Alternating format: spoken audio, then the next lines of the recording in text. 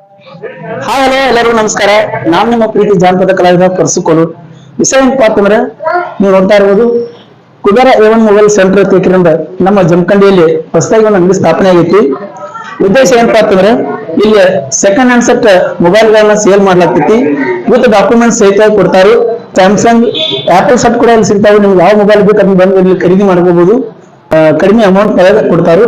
ಈ ಅಂಗಡಿ ಎಲ್ಲಿ ಬರುತ್ತಪ್ಪ ಅಂತಂದ್ರೆ, ಉಮಾರಾಮೇಶ್ವರ ಕರ್ನಾಟಕ ಬ್ಯಾಂಕ್ ಹತ್ರ ಇಲ್ಲೇ ಬಾಜುನ ಐತಿ. ಇಲ್ಲಿ ಬಂದು ವಿಸಿಟ್ ಮಾಡ್ರಿ.